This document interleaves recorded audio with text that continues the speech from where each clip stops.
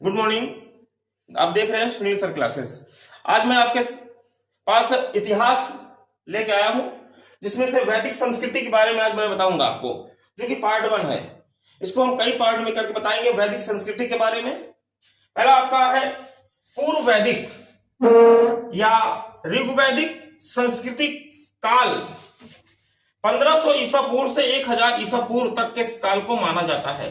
पूर्व वैदिक या ऋग वैदिक संस्कृति का जो काल है, समय है, 1500 ईसा पूर्व से 1000 ईसा पूर्व तक के काल को माना जाता है। और जो उत्तर वैदिक संस्कृति का जो काल है, उत्तर वैदिक काल जो है वो 1000 ईसा पूर्व से 600 ईसा पूर्व तक के समय को माना जाता है। आर्य शब्द बहुत ही जाना पहचाना है। अपने देश का जो नाम था पहले आर्यवर्त भी था। आर्य शब्द का शाब्दिक जो अर्थ है वो श्रेष्ठ है, या इसको हम कुलीन भी बोलते हैं। श्रेष्ठ या कुलीन। वैदिक काल के लोगों को तंबाकू का ज्ञान नहीं था। वैदिक काल के लोगों को तंबाकू का ज्ञान नहीं था।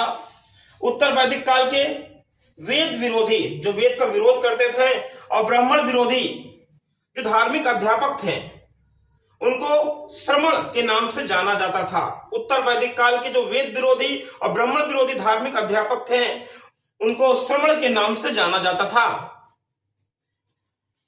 वैदिक गणित का महत्वपूर्ण जो अंग है वो शुल्ब सूत्र है। बहुत ही बेहतरीन शुल्ब सूत्र वैदिक गणित का अंग, महत्वपूर्ण अंग है ये।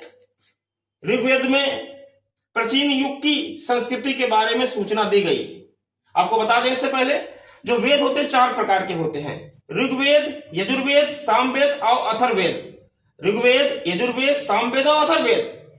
तो जो ऋग्वेद है, ऋग्वेद में प्राचीन युग की संस्कृति के बारे में सूचना दी गई है। ऋग्वेद में प्राचीन युग की संस्कृति के बारे में बताया गया है।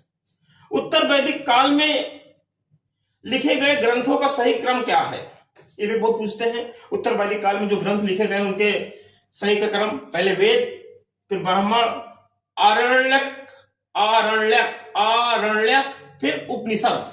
ये क्रम है। वेद, ब्राह्मण, आरण्यक, उपनिषद, ये क्रम है आपके उत्तर वैदिक काल में जो ग्रंथ लिखे गए हैं उनका सही क्रम है ये।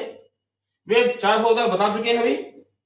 यह भी बहुत एक महत्वपूर्ण क्वेश्चन कई बार आया है, ये पीसीएस तक के भी क्वेश्चन आए हैं।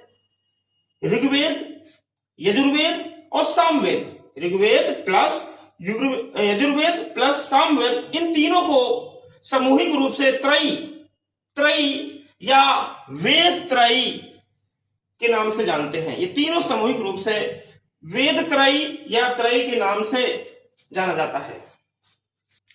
भारत के राज्य चिन्ह में प्रयुक्त होने वाला जो शब्द है सप्तमेव जयते, मुंडक उपनिषद से लिए गए हैं। मुंडक उपनिषद से सप्तमेव जयते शब्द का चयन किया गया है। बहुत ही बेहतरीन क्वेश्चन, कई बार पीसीएस में आया हुआ है क्वेश्चन।